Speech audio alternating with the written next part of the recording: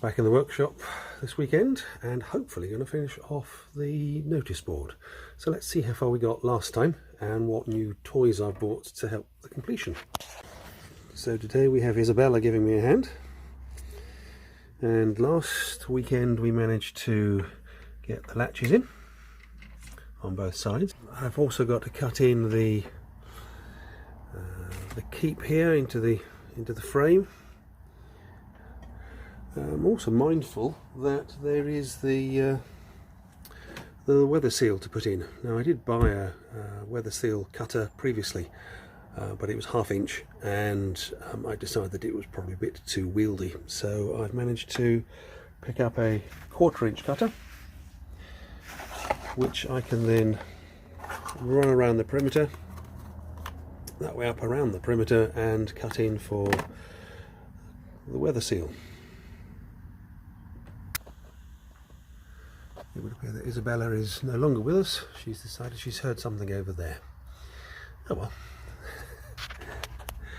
So let's show you what I mean about the weather seal.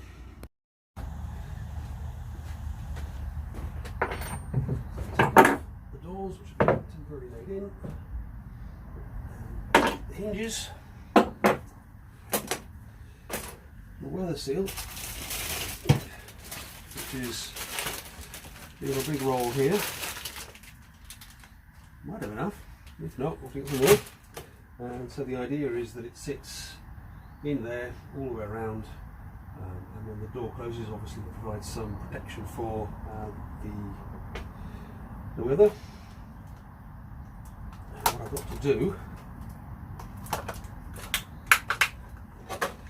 is take my palm router and wrap round the perimeter here,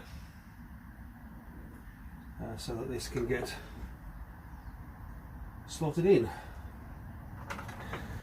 And got to cut in the keep, which will sit somewhere here, conveniently above where the weather seal is going to sit, for the door latch.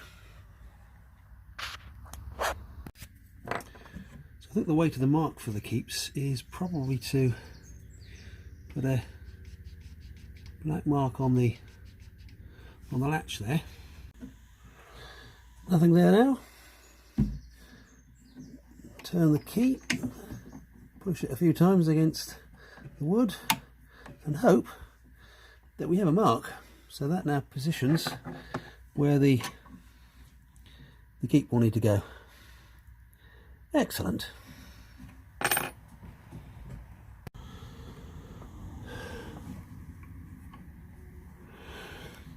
Now, I had some spaces here beforehand which broadly make up the gap that we equal at that end. However, I can see that I don't really want this too high, and of course there will be the weather stop here to push against. So I think I'm going to drop this down so it's flush with the top of this, and that means that when the door is closed, you'll push onto the weather strip and close it against the weather strip, and it'll make it nice and snug. So I've now got to work out how best to hold this and mark it so that I can cut it in. Well, I've decided I can't do it laying down, so I've got to mark out both sides to save messing around too much.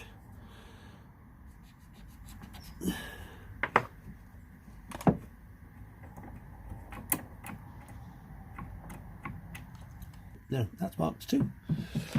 And stand the frame up and do it by hand, stood here. Well, that's going to be fun.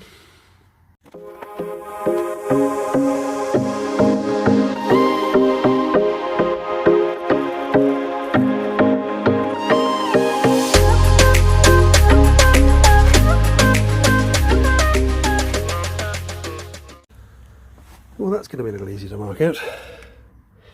We'll do it from here.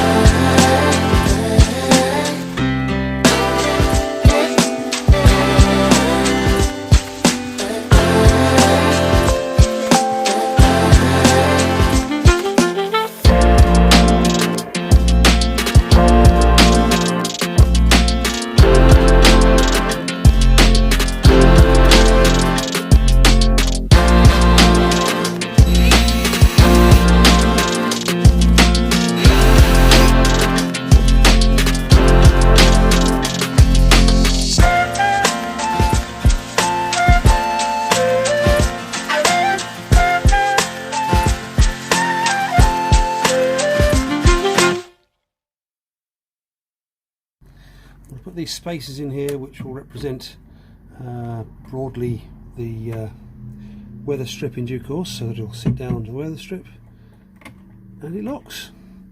And there's a actually that's not too much play at all. Subject to the springiness and the resilience of the weather strip, that's all right. Well, it may not be much to you seasoned woodworkers, but actually it's a bit wobbly because I've not screwed the hinges in, but it's tight back. It may not be much to you seasoned woodworkers, but it's an achievement for me as an amateur, so I'm delighted with that.